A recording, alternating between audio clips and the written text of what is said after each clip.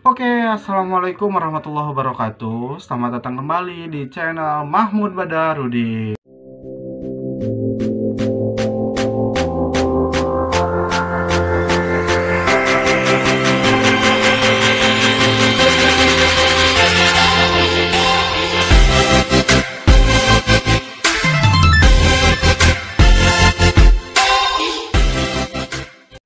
Oke, sobat pembelajar, selamat semangat pagi dan semoga kita selalu dalam keadaan sehat walafiat. Nah, sebelumnya saya ingin mengucapkan HUT untuk hari ulang tahun untuk Indonesiaku tercinta yang ke-75. Semoga di umur 75 ini Indonesia semakin maju, semakin baik, dan semua sektor semakin lebih baik. Dan khususnya ketika masa pandemi ini mudah-mudahan cepat selesai sehingga kita bisa beraktivitas seperti biasa lagi. Seperti itu. Nah, sebelum kita memulai pembelajaran, lupa di-like dulu video ini, di-share, kemudian di-subscribe. Nah, jangan lupa di komen di bawah ini, komen di kolom komentar di bawah ini. Oke, untuk pembelajaran hari ini kita akan belajar mengenai perkalian dan pembagian bilangan bulat. Untuk video pembelajaran, mari kita saksikan. Oke, balik lagi. Kita sekarang memulai pembelajaran. Nah, untuk materi saat ini ialah perkalian dan pembagian bilangan bulat. Nah, sebelumnya sudah pernah belajar kan mengenai penjumlahan dan pengurangan bilangan bulat? Nah, untuk mengingat kembali materi sebelumnya, silahkan dilihat kembali video pembelajaran mengenai penjumlahan dan pengurangan bilangan bulat. Untuk linknya akan saya simpan di deskripsi video ini. Yang pertama, di sini adalah konsep perkalian. Konsep perkalian di sini adalah A dikali B. Nah, maksud dari A dikali B adalah B dijumlahkan sebanyak A kali. Maksudnya kayak gimana? B ditambah B ditambah B ditambah B ditambah B ditambah B ditambah B ditambah B sebanyak A kali. Contohnya bagaimana? Misalkan saya punya 2 dikali 3. Artinya 2 dikali 3 adalah 3 ditambah 3. Nah, 3 ditambah 3 sama dengan 6. Selanjutnya 5 dikali 4. Maksudnya 5 dikali 4 adalah 4 ditambah 4 ditambah 4 ditambah 4 dan ditambah 4 sebanyak 5 kali. Sehingga 5 dikali 4 adalah 20. Nah, selanjutnya untuk perkalian bilangan bulat, di sini saya memberikan cara mudah. Cara mudahnya adalah ketika tanda dari bilangan bulat itu sama, maka hasilnya positif. Jika tandanya beda, maka hasilnya negatif.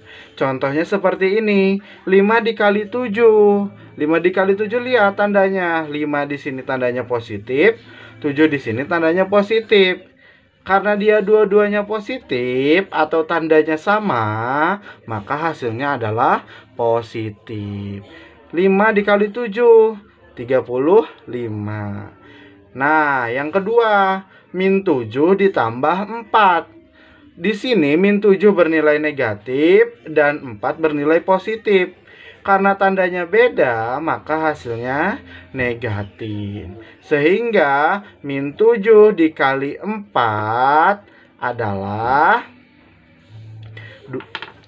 nah, 7 dikali 4 28. Karena tadi hasilnya adalah min, maka di sini kita tambahkan min. Sehingga min 7 dikali 4 adalah min 28. Yang terakhir, min 8 dikali min 6. Lihat tandanya. Min 8 di sini tandanya negatif dan min 6 di sini tandanya negatif. Karena tandanya sama, dua-duanya negatif, maka hasilnya positif. 8 dikali 6 berapa? 48. Karena tandanya positif, maka di sini kita tulis 48 saja. Nah, selanjutnya kita punya sifat-sifat.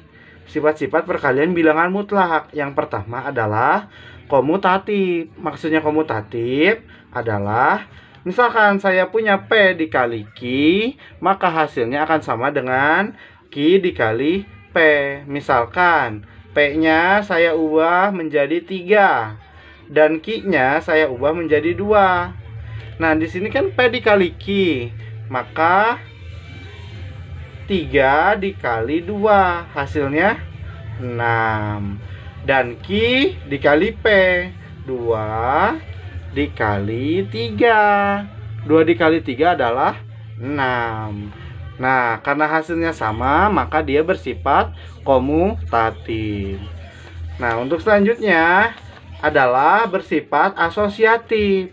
Maksudnya asosiatif seperti apa? Misalkan saya punya A dikali dalam kurung B dikali C, maka hasilnya akan sama dengan A dikali B, hasilnya dikalikan dengan C. Contohnya seperti ini. Saya misalkan punya A-nya adalah 2, B-nya sama dengan 3, dan C-nya sama dengan min 1. Maka kita coba A-nya kita ganti jadi 2, B-nya kita substitusi jadi 3, dan C-nya kita ubah atau substitusi menjadi min 1. Nah, jika ada soal seperti ini, maka kita kerjakan yang di dalam kurung terlebih dahulu. Yang di luar kurung kita tulis ulang. 3 dikali min 1, hasilnya adalah min 3, karena tandanya berbeda, jadi hasilnya adalah negatif. Nah, sekarang 2 dikali 3, min 3, tandanya berbeda, yang satu positif, yang satu negatif, maka dia hasilnya adalah min 6. Nah, yang kedua, 2 kali 3 dikali min 1, 2 kali 3, 6, dikali min 1, min 6. Karena hasilnya sama, maka dia asosiatif. Yang ketiga adalah tertutup. Maksudnya tertutup adalah seperti apa? Misalkan saya punya M, dia bilangan bulat, N-nya bilangan bulat, maka ketika M dikali N, hasilnya adalah R. R itu harus bilangan bulat juga. Nah, selanjutnya sifat yang keempat itu adalah sifat distributif. Misalkan saya punya R dalam kurung S ditambah T. Maka untuk mengerjakan soal seperti ini, kita menggunakan perkalian pelangi. Nah, maksudnya perkalian pelangi seperti apa? Misalkan R kita kalikan dengan S, berarti R kali S. Nah, karena dalam kurung di sini tandanya tambah, maka di sini kita tambah. Selanjutnya gimana lagi? Nah, karena pelangi, maka kita kalikan R dengan T juga. Nah, berarti R dikali T gitu. Contohnya seperti ini. 5 dikali 4 ditambah min 7. Nah, kita menggunakan sifat distributif. Nah, kita kalikan pelangi. Yang pertama 5 dikali 4, berarti 5 dikali 4. Dan yang karena di sini tandanya tambah, maka kita tambahkan 5 dikali min 7, berarti 5 dikali min 7. Seperti itu. Nah, selanjutnya bagaimana? Kita kerjakan. 5 dikali 4 sama dengan 20.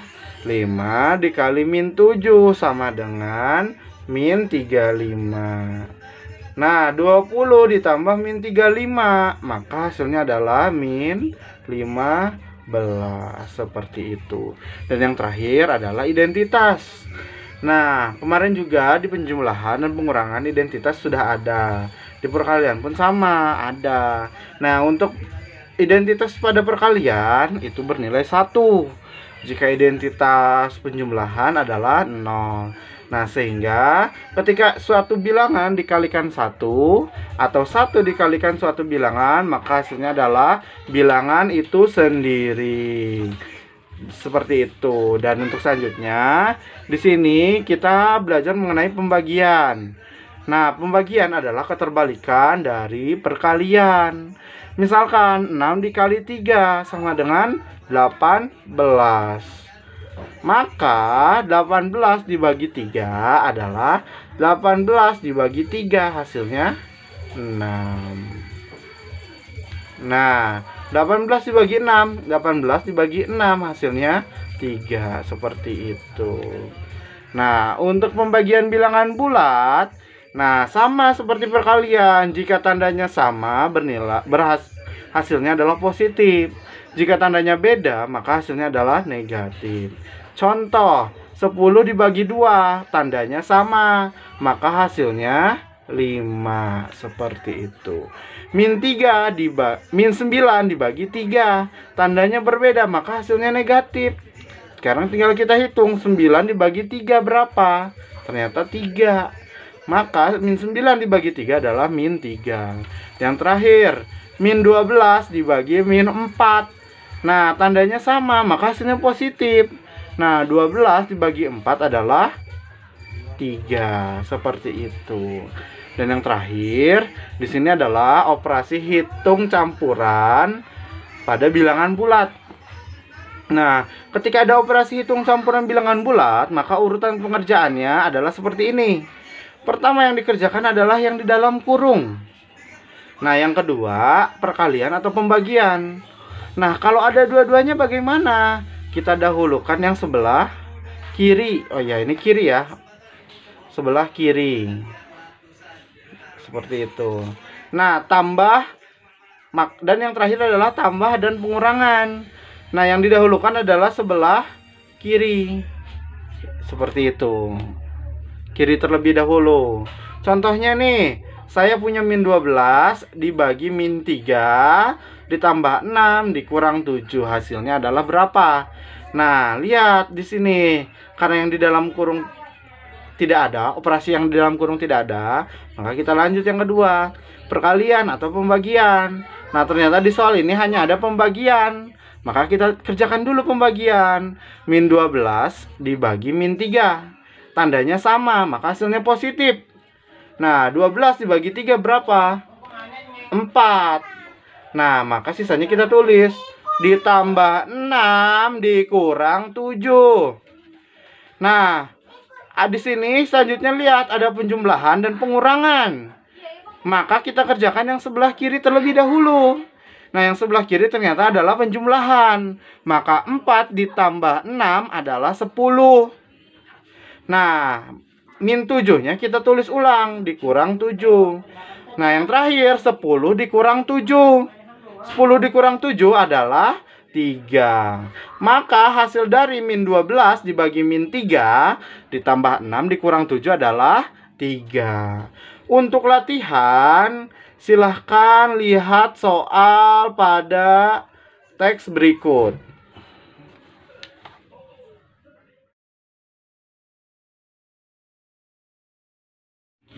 Ya, bagaimana pembelajaran hari ini Sobat Pendidikan? Mudah-mudahan pembelajaran ini menyenangkan seperti itu.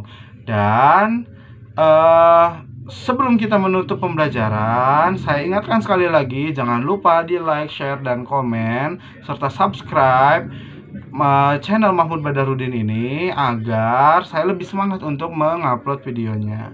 Nah, sebelum saya cukupkan, sekali lagi semangat belajar matematikanya, karena matematika itu mudah jika kita berpikir mudah. Sesuatu itu akan seperti itu.